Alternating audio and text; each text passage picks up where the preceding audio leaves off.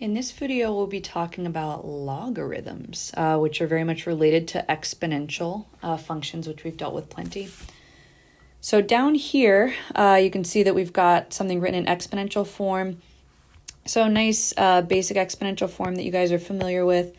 B to the power y equals x, right here.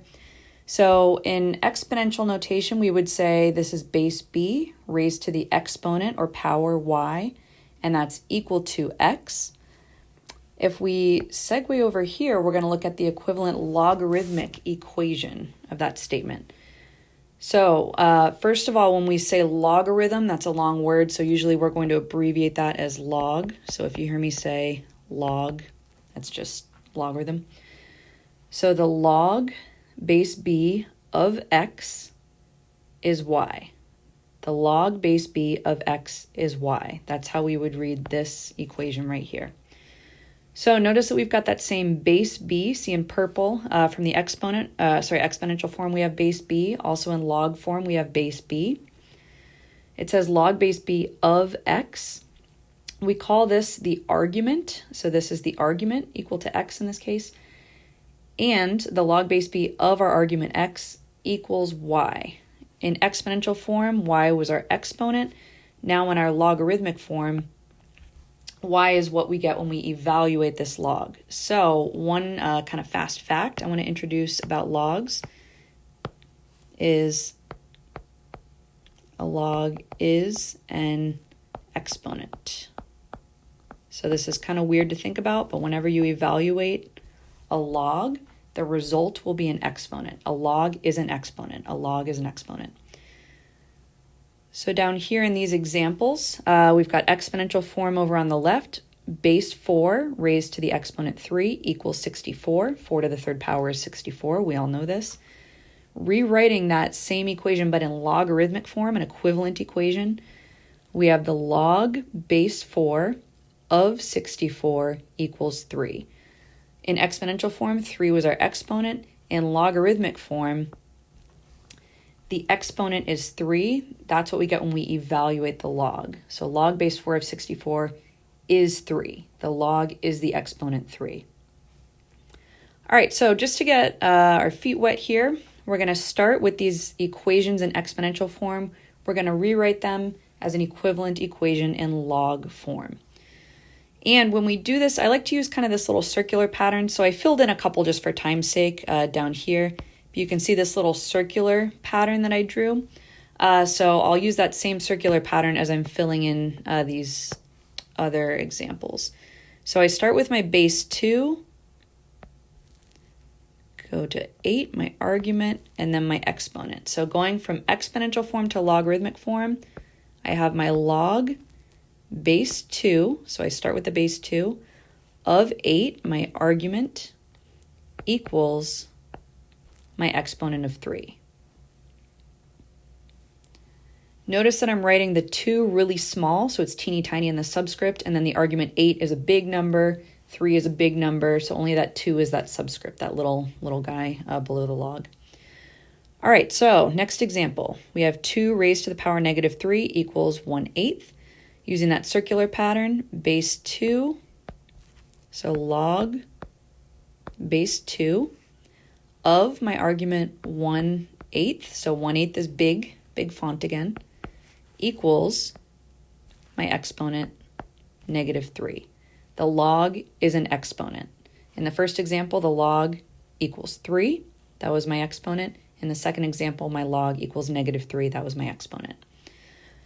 All right, in the next example, base 2, so log base 2 of my argument square root of 2 is equal to my exponent 1/2.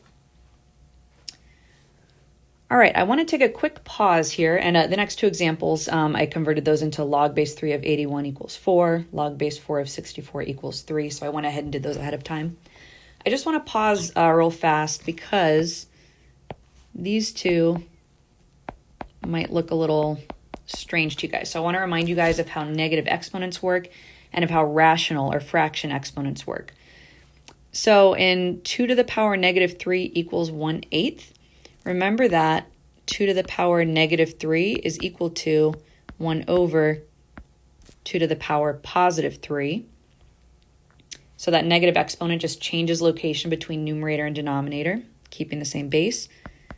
And 1 over 2 cubed is equivalent to 1/8. So 2 to the power negative 3 equals 1/8. So I just wanted to remind you guys of that fact. When we have a negative exponent, we have our result in the denominator. And for the next example below that, 2 to the power 1/2 equals the square root of 2 with our rational exponents. So that's a rational exponent of 1/2. So with our rational exponents, I like to think of these as our power in the numerator and our root in the denominator. So when we have 2 raised to the exponent 1/2, that's 2 raised to our power of 1, and then we take the square root. Now, of course, we never write the 2 for a square root, and 2 to the first power is just 2, so this whole thing just equals the square root of 2. So that's where 2 to the 1/2 equals square root of 2 comes from. So I just wanted to remind you that when your exponent is a fraction, then you're going to have some sort of radical involved. Power over root is how you can think of it. All right, moving down, we've got 10 squared equals 100. So 10 squared equals 100. And you might be looking at that and think, okay, cool. Log base 10 of 100 equals 2. Log base 10 of 100 equals 2. And it's not terribly wrong. It's just not how we write it. So your logic is good, but our custom of how we write this is actually really similar to that square root of 2. So just going back to the square root of 2, you guys all know that when we write square root of 2, it's implied that it's a square root, right? That there's a little 2 on the outside, but we don't write that. Where if we were writing, cube root of 2, we'd have to write that 3. With square root of 2, that square, that 2 root is understood. In the same way, down here, with our log base 10 of 100 equals 2, that 10 is understood. Oops, I'll just erase the whole thing. So I'm going to write this as log base 10 is understood, just like square root is understood, of 100, my argument, equals to my exponent. So log base 10 is called the common log. We don't write the base 10. So if you just see a log with no base written, you know that it's a base 10. Okay, so next example is another common log. Log base 10, but we're not going to write the 10 because it would be redundant. So log, common log of our argument, 10,000 equals for our exponent. Okay, and then finally, so we've got the common log, which is a log base 10. Finally, we've also got this other guy. I'll switch colors because it deserves its own color. We've got this other guy, which is a log base e. We call that the natural log. So over here you see we have e. Remember, that's that irrational number, approximately 2.72. So we have this base e, which is a constant, and this statement says e to the 0th power equals 1. So if I'm rewriting this in log form, at least initially using our syntax, you might think this is log base e of 1 equals 0, and I see where you're getting. But just like with our common log, we have another way of writing this natural log, this log base e. So rather than writing log base e, I'm going to write ln for natural log, ln for natural log. Okay, so natural log ln of 1, of our argument 1, sorry, I'm still in eraser mode, equals 0. So when you see ln,